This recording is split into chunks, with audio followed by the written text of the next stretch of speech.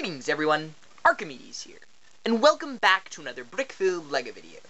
And today, we're going to be talking about axles and bushings. Like beams, the axle is one of the most important parts in any good Technic collection. Practically any kind of rotation in a Technic model is done using axles.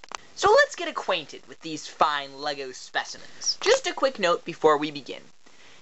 These beginning Technic tutorial videos may be a little less action-packed compared to some of our previous videos, but just for the reason that we need to set a baseline for Technic construction.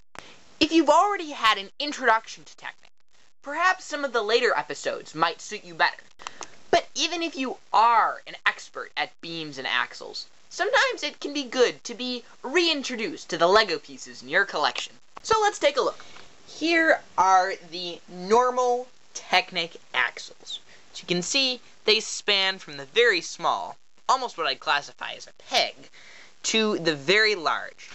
Technic axle length is measured in LEGO studs, just like Technic beams. Most Technic axles are base 2, meaning most of them are 12, 10, 8, 6, 4, or divisible by 2. This makes them a little easier to integrate into more normal brick-built models because they're of the same base, so to speak. There are 3 exceptions to this rule, however. The 7 stud length, the 5 stud length, and the 3 stud length. Usually, the even-based axles are black, and the odd-based axles are light gray. However, in certain models, LEGO may color the axles slightly differently, which can make things kind of confusing. For example, legacy Technic models from the 90s often have the 3, 5, and 7 length axles in black as well. If you have a whole pile of black axles sorted together in your LEGO collection, it'll be very hard to distinguish between the 4, the 5, and the 6, for example. If you're ever in doubt, though, you can just measure axle length by comparing them to the length of a normal LEGO brick. Now, let's take a look at the anatomy of an axle. The axle is designed to fit neatly inside any hole on any Technic beam and spin freely. If you were to build some sort of Technic car, you could build the basic frame and use this as the axle for a spinning wheel. But the axle just doesn't have to spin freely. If you fit the cross shape of the axle into any cross hole on lift arms, you remember that term from last time? You can create a axle that doesn't move at all. As you can see, I can't rotate it as hard as I try. You could perhaps use this if you wanted to attach 2 sides of a frame together, like this.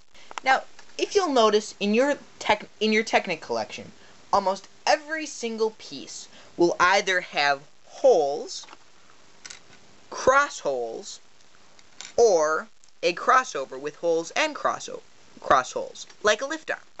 That means that almost every single piece in your Technic collection can be attached using axles. Just remember that cross holes keep an axle steady, while round holes allow an axle to spin freely. Now, let's take a look at 3 strange members of the axle family. Ones that have been increasingly common in normal LEGO models that LEGO is sold. At first glance, they might just look like ordinary axles. But if you take a closer look, you'll see they have some strange qualities.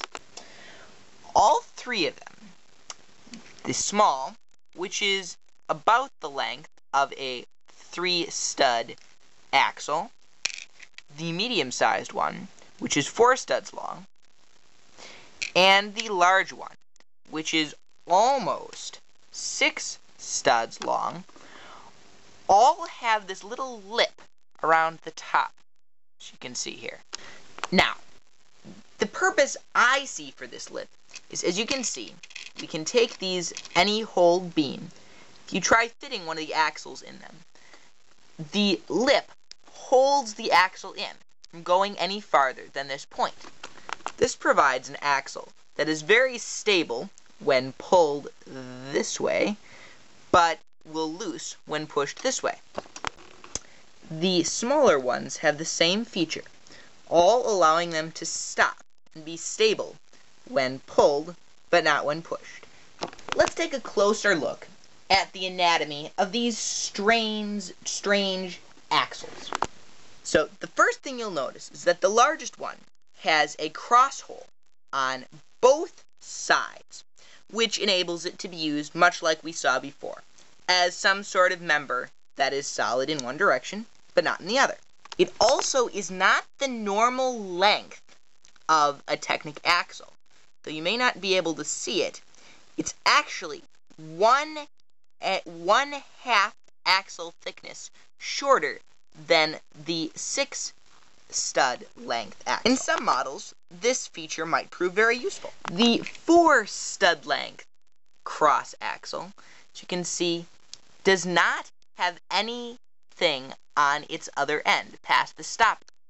Now, this could prove very useful if you wanted to, say, attach a wheel to a cross hole, allowing it to spin freely, but now not allowing it to come off easily. The smallest, 3 stud long Frankenstein axle, so to speak, has that same feature, allowing you to quickly attach a wheel to a cross hole and let it spin, kind of making a sandwich. The other great feature of this small one is that it also has a Lego hole on the end, so you could clip a brick to it, as you can see here, like this. It doesn't have to have the strength to hold large pieces, but if you wanted to add a small detail, like a light or a laser to a Technic model, you could clip one of these into your model, add the Lego element on top, and voila. But our discussion on axles just wouldn't be complete without talking about the thing that makes any axle design possible, the bushing. Now, as you can see, these are very little pieces that have a cross hole running through them on both sides. Now, if you take an axle, you can clip it anywhere on the axle. As you can see, it has friction, so it'll pretty much hold in place like this. If you wanted to attach an axle to a beam, all you have to do is slide the beam on and slide a bushing on both sides. This allows the axle to stay in place while allowing it to rotate freely. Bushings come in 2 variations: the beam width version and the half beam width version, as you can see right there.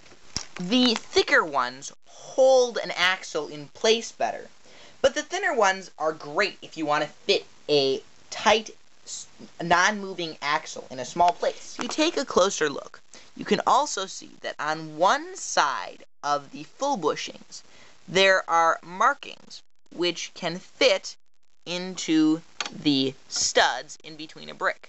So you could fit these little bushings on top of a brick, like this. See? Bushings also work splendidly as pulleys, but we'll talk about that later. Oh, and for heaven's sakes, don't ask me why bushings are called bushings. I don't know! For today, we talked about axles. Both the basic kind of axles, like these strange combination stopper axles, and the bushings, which make any axle creation possible. If you liked this video, please comment, rate, or subscribe. If you didn't like this video, still, please comment and rate, and if you really want, subscribe too. I want to hear what you think would make this channel different and better. Well, ladies and gentlemen, I bid you all farewell. My name is Arcimedes 36, and I'll see you next Sunday.